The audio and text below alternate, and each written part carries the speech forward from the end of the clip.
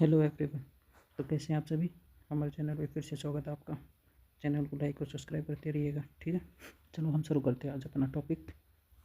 जैसे कि आप सभी को पता है, हमने एसएससी एग्ज़ाम एमटीएस के लिए इस जीके की पीवाईक्यू सीरीज स्टार्ट कर रखी है। तो ये हमारी आज क्लास नंबर 3 है। तो हमारा पहला पर्सन, चलो स्टार्ट करते हैं पहले पर्सन से। आप सभी को पता है कि इसका आंसर कमेंट बॉक्स में देना है सभी को, ठीक है। चलो शुरू करते हैं। हमारा पहला प्रश्न है, निम्नलिखित में से कौन सी नदी पंचनद का हिस्सा नहीं है। तो इसमें से कौन सी नदी है जो पंचनद का हिस्सा नहीं है। जिसमें पहले रावी, चिनाब, सिंधु, झेलम, कौन सी नदी है जो पंचनद का हिस्सा नहीं है। तो इसका आंसर अपना कमेंट बॉक्स में दे। इसका हमारा आंसर है सी, ऑप्शन सी, सिंधु। क्यों नहीं है देखते हैं। पंचनद का अर्थ होता है 5 नदियाँ जो पंजाब क्षेत्र में बहती है, जिसमें झेलम, चिनाब, रावी, व्यास, सतलज नदी होती है।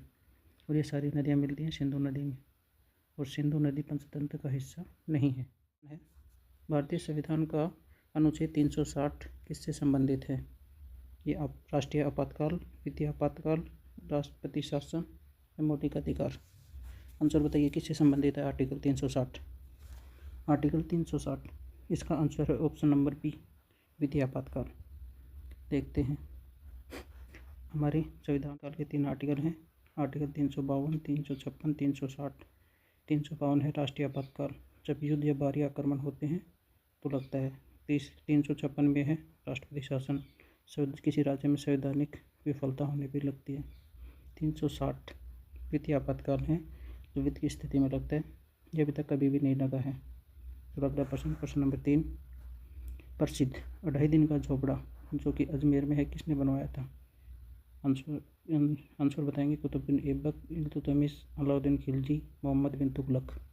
किसने बनवाया था। इसका आंसर है option number A, Qutbuddin Aibak. Answer है कुतुबुद्दीन ऐबक। दिल्ली की कुव्वत उल इस्लाम मस्जिद और 2.5 दिन का झोपड़ा बनवाया था। ये वही है जिसने दिल्ली में गुलाम वंश की स्थापना की थी। दिल्ली सल्तनत की स्टार्टिंग यहीं से हुई थी। अगला प्रश्न, भारत का सबसे दक्षिणी बिंदु इंदिरा पॉइंट कहाँ पर है। Option A Lakshadweep, option B Tamil Nadu, option C great Nicobar, option D Ladakh. कहाँ पर है, इसका आंसर बताइए।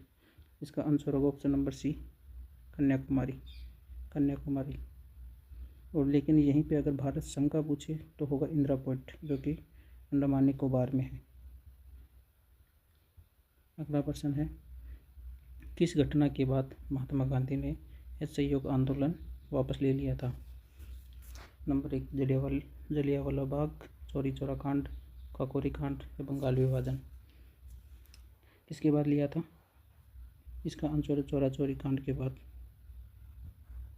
Option number B. जैसे कि चौरा चौरी कांड हुआ था 4 फरवरी 1922 यूपी के गोरखपुर में चौरा चौरी कांड हुआ था, जिसके बाद गांधी जी ने अपना आंदोलन वापस ले लिया था। अगला प्रश्न है, भारतीय संविधान की प्रस्तावना में समाजवादी और धर्मनिरपेक्ष शब्द किस संशोधन द्वारा जोड़े गए। ये 42वें से जोड़े गए, 44, 42, 52 या 61 इस संविधान संशोधन से शब्द प्रस्तावना में जोड़े गए। इसका आंसर होगा 42वें संविधान संशोधन, जो कि 1976 में हुआ था, और इसको ही हम लघु संविधान के नाम से भी जानते हैं। इसमें 3 शब्द जोड़े गए थे प्रस्तावना में, समाजवाद, धर्मनिरपेक्ष, अखंडता, 3 शब्द को जोड़ा था इसमें। अगला प्रश्न, मानस राष्ट्रीय उद्यान भारत के किस राज्य में स्थित है। ये पश्चिम बंगाल, उड़ीसा, असम, सिक्किम किस राज्य में है मानस राष्ट्रीय उद्यान। इसका आंसर होगा असम। मानस राष्ट्रीय उद्यान है असम। ये यूनेस्को विश्व धरोहर साइट है। और असम के अन्य राष्ट्रीय उद्यान है काजीरंगा नेशनल पार्क, नामेरी, ओरंग, डिब्रू सिखेवा। अगला प्रश्न,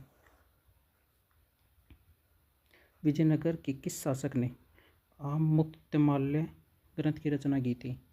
देवराय प्रथम, देवराय द्वितीय, कृष्णदेवराय या हरि द्वितीय। किसने की थी। इसका आंसर है कृष्णदेवराय ने की थी। कृष्णदेवराय किस वंश से थे? ये तुलु वंश से, जो कि विजयनगर साम्राज्य में तीसरा नंबर का वंश था।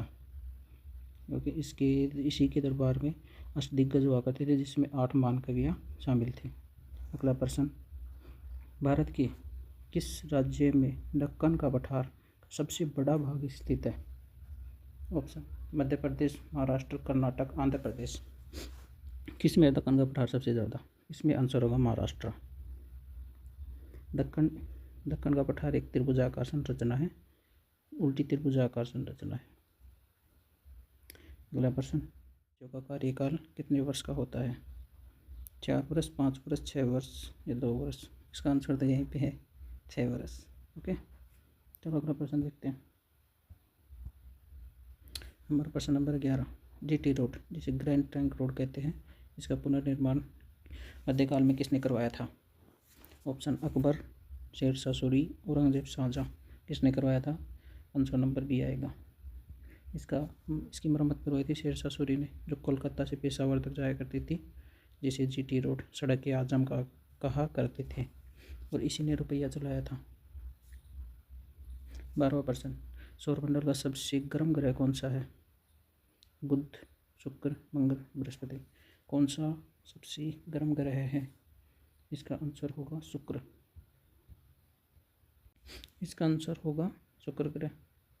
शुक्र ग्रह, अपना शुक्र ग्रह, क्योंकि ये सबसे गर्म ग्रह है, जहाँ पर 96% तक कार्बन डाइऑक्साइड पाई जाती है, जिससे वहाँ पर ग्रीन हाउस गैस बनती है, जिसके कारण वो सबसे गर्म है। अगला प्रश्न देखते हैं। भारतीय संविधान में एकल नागरिकता या सिंगल सिटीजनशिप का प्रावधान कहाँ से लिया गया है? इसमें होगा अमेरिका, ब्रिटेन, जापान या फ्रांस। कहाँ से ली गई है एकल नागरिकता?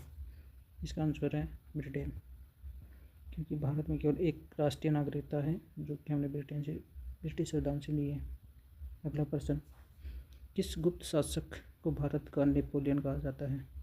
भारत का नेपोलियन, चंद्रगुप्त, समुद्रगुप्त, स्कंदगुप्त या कुमारगुप्त? किसे कहा जाता है? इसका आंसर होगा बी, समुद्रगुप्त। समुद्रगुप्त को भारत का नेपोलियन किसने कहा था? इसे कहा था स्मिथ ने, विंस्टेंट स्मिथ भारत का नेपोलियन कहा था। प्रयाग प्रस्तीय अभिलेख में उसकी विजयों का वर्णन मिलता है, समुद्रगुप्त। हमारा अगला प्रश्न है, स्वेज नहर किन 2 जल निकायों को जोड़ती है? लाल सागर या अरब सागर, भूमध्य सागर या लाल सागर, कैस्पियन सागर या काला सागर, अंटार्कटिक या प्रशांत महासागर? किसको जोड़ती है? इसका आंसर है ऑप्शन नंबर बी, भूमध्य सागर और लाल सागर। तो ये हमारा स्वेज नहर कहाँ पर है? ये है तो मिस्र में, अफ्रीका। कृत्रिम मार्ग गई भूमध्य सागर और लाल सागर को जोड़ती है। जैसे कि इसमें देखें, ये मेडिटेरियन सी है, भूमध्य सागर है, तो ये अपना लाल सागर है, यहाँ पे ये लाल सागर है, ये स्वेज कैनाल है, ये मिस्र है। ओके, अगला प्रश्न देखते हैं। भारतीय संविधान के किस भाग में नगर पालिकाओं का वर्णन मिलता है? भाग 9, भाग 9A, भाग 10 या भाग 4? किस भाग में? इसका आंसर होगा ऑप्शन बी, भाग 9A। भाग 9A जोड़ा कब गए थे? 74वें संविधान संशोधन 1992 में जोड़ा गया था। भाग 9 में है पंचायत, भाग 9A में है नगर पालिकाएँ। अगला प्रश्न, काली मिट्टी के लिए सबसे उपयुक्त फसल कौन सी है? गेहूँ, चावल, कपास या चाय? काली मिट्टी के लिए सबसे उपयुक्त फसल कौन सी है? इसका आंसर है कपास, कॉटन। काली मिट्टी को ही रेगुर मिट्टी भी बोलते हैं या कपास की मिट्टी भी बोलते हैं। ये नमी धारण करने की उच्च क्षमता रखती है, ये मिट्टी, काली मिट्टी। अगला प्रश्न, कैबिनेट मिशन भारत में किस वर्ष आया? बी 1942, 1945, 1946 या 1947? भारत में कैबिनेट मिशन कब आया? सभी बताएंगे। इसका आंसर होगा option number C, option number C, मार्च 1946 में कैबिनेट मिशन आया। कैबिनेट मिशन भारत आया। इसके सदस्य थे पैथिक लॉरेंस, स्टेफोर्ड क्रिच और वीवी अलेक्जेंडर। इसकी सिफारिश पर ही भारत में संविधान सभा का गठन हुआ था। अगला प्रश्न, वायुदाब मापने के लिए किस यंत्र का प्रयोग किया जाता है? ये हाइड्रोमीटर, बैरोमीटर, हाइग्रोमीटर या अल्ट्रीमीटर? इसका आंसर बताएंगे सभी। इसका आंसर है बैरोमीटर। बैरोमीटर का उपयोग वायु दाब मापने के लिए किया जाता है। और हाईग्रोमीटर का उपयोग ह्यूमिडिटी मापने मतलब आर्द्रता मापने के लिए। हाइड्रोमीटर में द्रव्यों का घनन मापा जाता है। अगला और इस सेशन का लास्ट प्रश्न है हमारा, भारत में अटॉर्नी जनरल या महान्यायवादी की नियुक्ति कौन करता है? ये मुख्य न्यायाधीश, प्रधानमंत्री, राष्ट्रपति या संसद, कौन करता है इसकी नियुक्ति? और ये इस आर्टिकल में है, ये भी बताइएगा। इसकी नियुक्ति करते हैं राष्ट्रपति।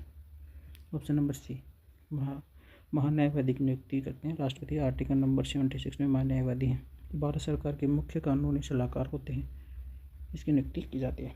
तो ये हमारे एसएससी के लिए जो हमारी एमटीएस सीरीज़ है उसी के क्वेश्चन थे। तो ये बताइएगा कैसी लगी सीरीज़। और इसकी अगर आपको पीडीएफ चाहिए तो हमारे चैनल के डिस्क्रिप्शन में जाइएगा, बायो में, वहाँ पे आपको इसका टेलीग्राम का चैनल मिलेगा, तो वहाँ पे उसको ज्वाइन कर लीजिएगा। इसकी पीडीएफ वहीं पे मिल जाएगी, विद एक्सप्लेनेशन। और जो भी हमारी चैनल पे नए अपडेट होगा, न्यू अपडेट की जानकारी भी सबसे पहले वहीं पे मिलेगी, तो उसको फॉलो कर लीजिएगा, लाइक कर लीजिएगा, ठीक है, ज्वाइन कर लीजिए उसको। चलो, ये वीडियो कैसी लगी इसके लिए कमेंट कीजिएगा। और ये सीरीज़ हमेशा रात के 8 बजे आती है, ये मंडे से फ्राइडे सीरीज़ चलती है हमारी, ठीक है। Okay, thank you.